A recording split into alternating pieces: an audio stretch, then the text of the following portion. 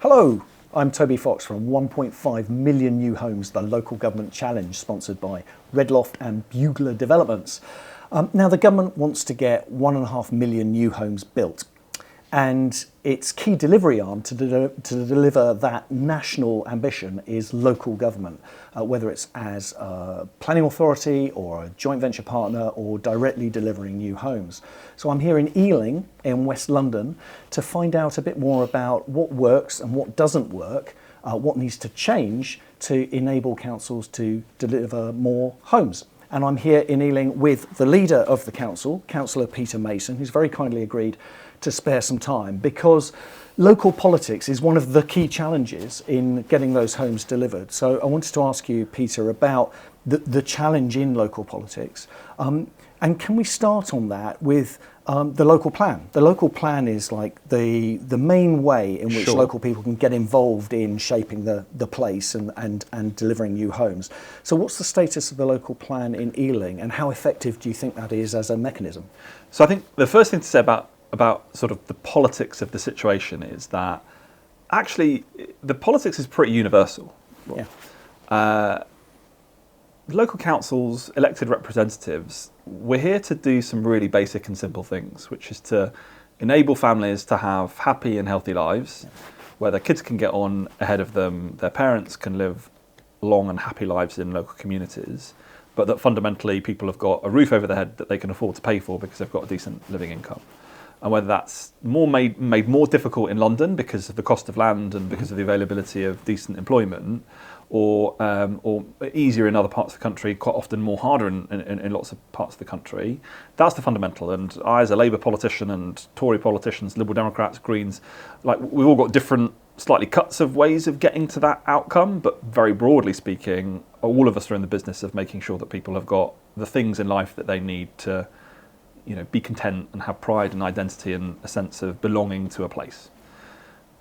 So in the Ealing context, it's no different. We've got 7 towns, 7 clear identities of place and vision, and each and every one of them has to feel like that they are benefiting from the proceeds of growth. Yep. Hasn't always been the case. And part of our local plan, therefore, is about setting out very clearly in spatial terms how that's going to work in each of our 7 towns, making sure that the old patterns of growth that perhaps have impacted London for too long and other parts of the country too, whereby we send off lots of people on expensive bits of infrastructure into central London to go and work and then spend, overnight sleeping in homes in the London Borough of Ealing, that we arrest some of that pattern, and that actually our 7 towns have got each a sense of community, each a sense of a growing economy, but also the houses that need to be delivered to support that. The local plan sets all of that out. We've quite literally just submitted it to the Planning Inspectorate. We've gone through our 18 and 19 regulation consultations, so we're almost there. Yeah. It gets tested, and there'll be a public inquiry. I'm sure your watchers will know how this process works, and then hopefully before too long we can get it on the books. But we know that it's already starting to work in the context of some of our development management decisions and the conversations that we're already having with developers to bring forward sites that are in our sites allocations. And how effective is it as a mechanism for local people to get the sense that they're involved? Yeah.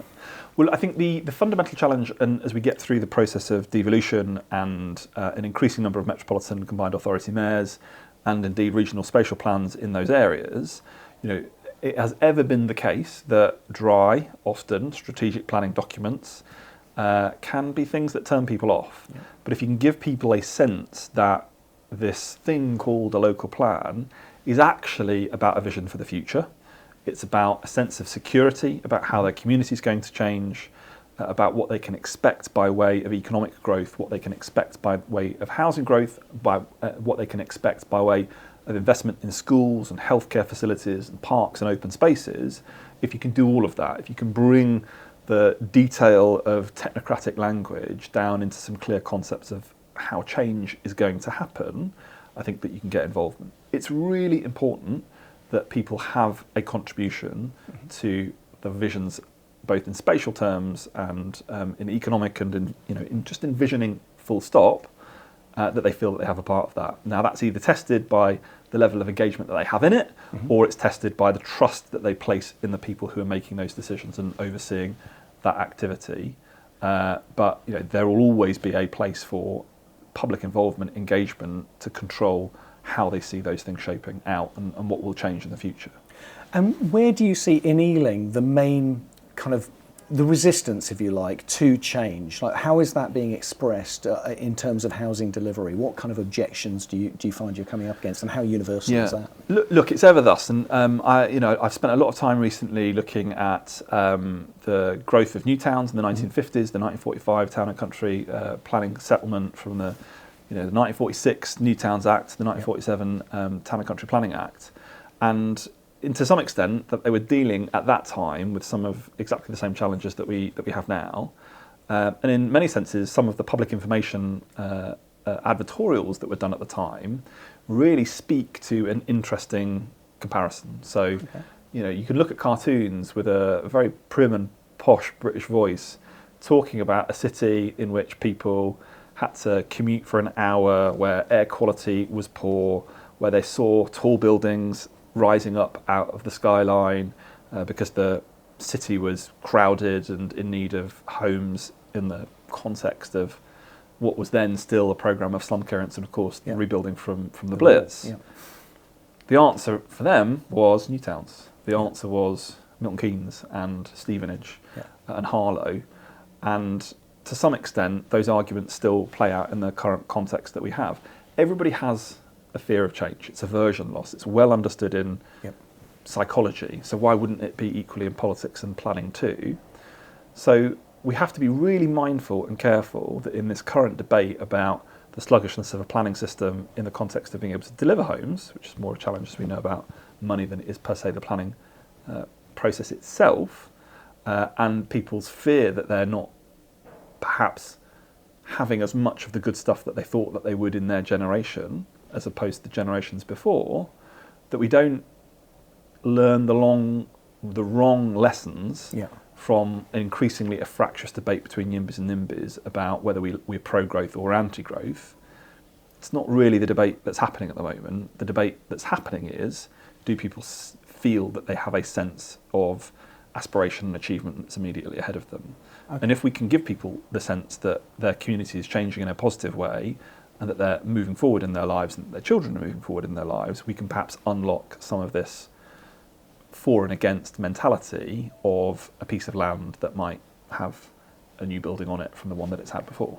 And what's the balance of YIMBYs and NIMBYs in Ealing? Well, I sort of reject this concept. I think we need to be really mindful and really careful that we don't sort of make it into this reductionist argument between people who are pro people who are anti. Yes or no.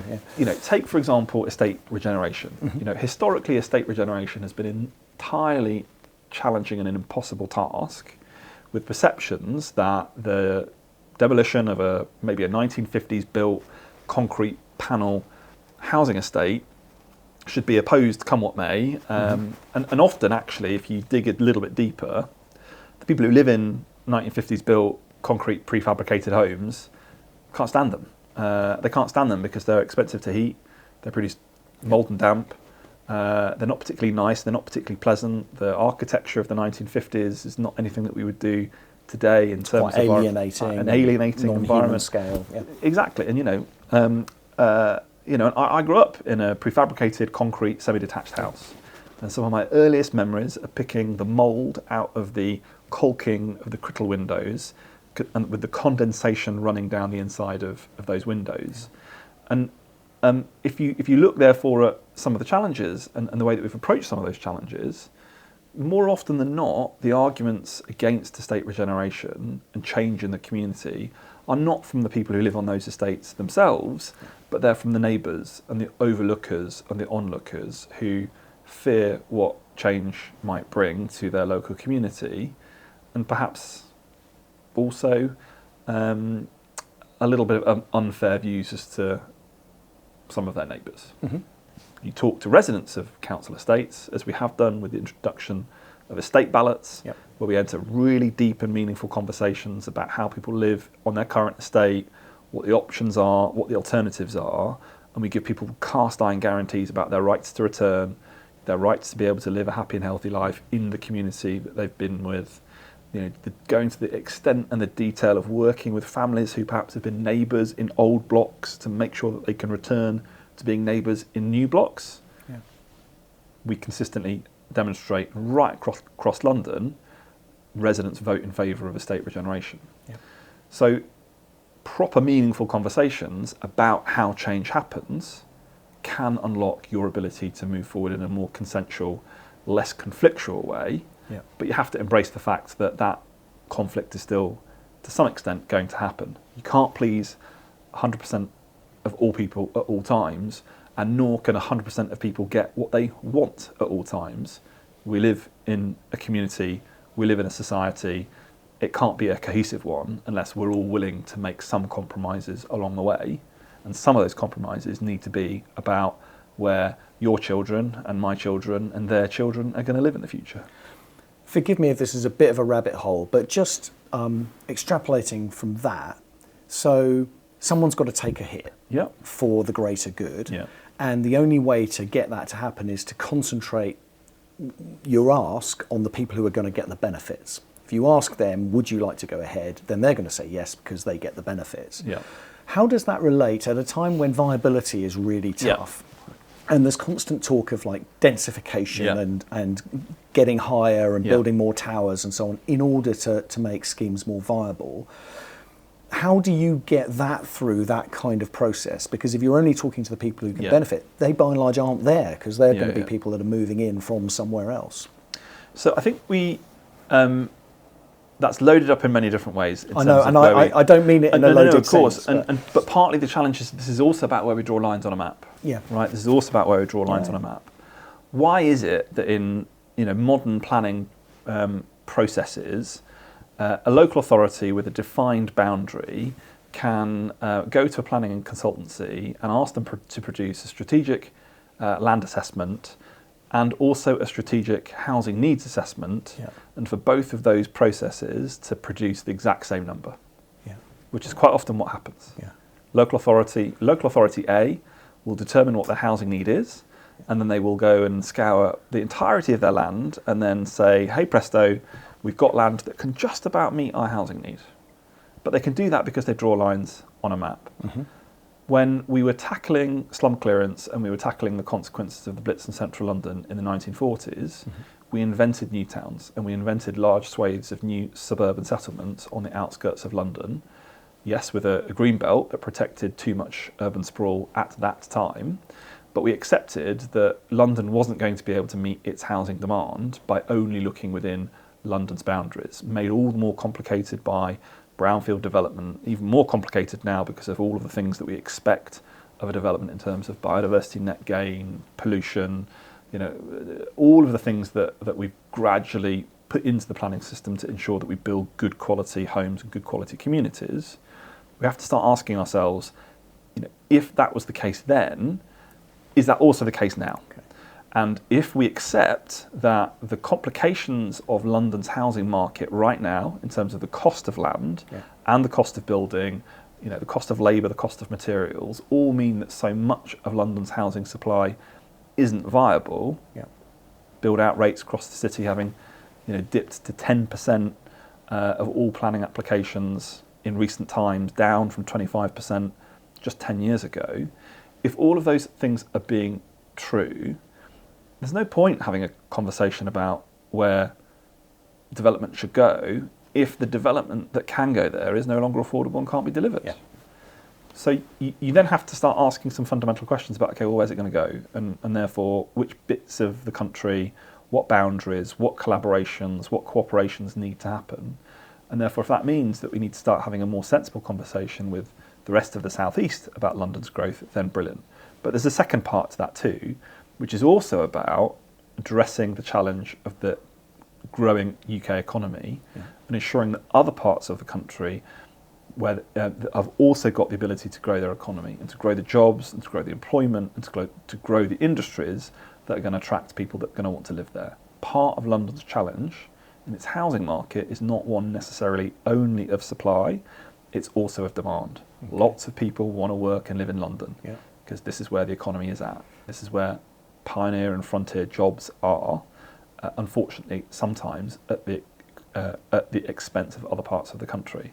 If other parts of the country can have the opportunities that London has, then we might start diffusing a little bit the challenges of London's housing demand, and we might then be able to deal with some of the challenges that exist in communities about the perception of unfairness, the growing sense of unfairness that exists out there in the housing market as well. And that's sort of the way in which we make this not an argument about NIMBYs in London saying, you need to do the development somewhere else. This is actually about economic growth and everything that comes with the new homes. Absolutely. Like every part of the country wants a growing economy. Right? Talk to any local authority leader. Very few local authority leaders would say, I don't want any jobs. Yeah. I don't want any business growth. I don't want any new industry. I don't want any pioneer factories that can give my people opportunities to have amazing incomes and set their generations up for the future. Every part of the country wants to see economic growth happen. There are unfortunately too many parts of the country that don't see enough of that investment happen in local communities. And London is an incredible success story that means that we subsume to some extent lots of the appetite for incoming capital and infrastructure investment. If we can start seeing that happen in lots of places, and lots of places have the ability to grow, then we might have a bit of a fairer labour market, we might have a bit of a fairer housing market as a consequence. And just sticking with that line of the benefits of those new homes and the financial and growth benefits that come with new homes, what are the benefits for the council as a whole? Yeah. Because providing new houses in Ealing isn't just about housing the people who need houses. It's also about the wider educational benefits, the health benefits, the social, economic benefits of that housing, and the reduced costs and liabilities for the council down the line as a result of that. How that's an argument that's being made by MHCLG, the Ministry for Homes and Communities and Local Government, in favour of putting money into new homes. Yeah. How does that play out here? Well, look, absolutely. I mean, so much of the challenge at the moment, as we've already identified, I think everybody knows, is about the money. This isn't. We're in an environment now that we haven't been in for 10 years, hitherto, of low interest rates and low inflation, which was a golden age for councils and a golden age for council investment. We were able to do significant things when interest rates were where they were and invest in capital projects and really get things moving. That environment has now fundamentally shifted as we start to look for other sort of forms of capital. But those forms of capital at the moment are very expensive, and it slows down our ability to do those things. We know that if we can provide somebody with a decent, genuinely affordable home, that they have the ability to work in a local economy, that they can invest back in that local economy too. And it equally works for council finances, ensuring that we're not losing so much money to housing benefit subsidy of the private rented sector, for example, or even temporary accommodation at the moment in terms of it going through the roof, and that rather than that money being sort of lost into a system that is fundamentally broken, effectively gets recycled back into a more sustainable way of spending. So absolutely, it's incredibly important that serves to support the growth of housing. There are benefits too, of course, in terms of population growth. That more people means more footfall, means more economic activity happening on our high streets. More council tax. That can keep them sustainable. It does mean more council tax.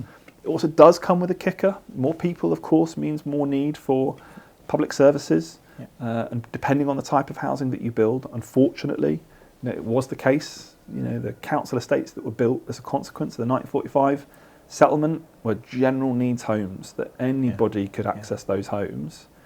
The harsh reality in an environment where social housing is so scarce, it's incredibly rationed. In order to get a social house now, it's incredibly likely that you've got multiple challenges, not just of low income, but perhaps also disability and so many other different factors, can often mean that housing growth can also lead to significant increases in pressures on local authorities when it comes to things like social care, when it comes to children's social care, adult social care, and much more. But fundamentally, growth to support footfall, to support people into communities, has a positive impact so long as you do it very well. Councillor Peter Mason, leader of Ealing Council, thank you very much for your contribution to the 1.5 million new homes. Thank you very much. That's it for another episode of 1.5 million new homes, the local government challenge, sponsored by Redloft and Bugler Developments. Thank you so much for watching, and if you like what we're doing, click like or subscribe, and we'll look forward to seeing you next time. Thank you.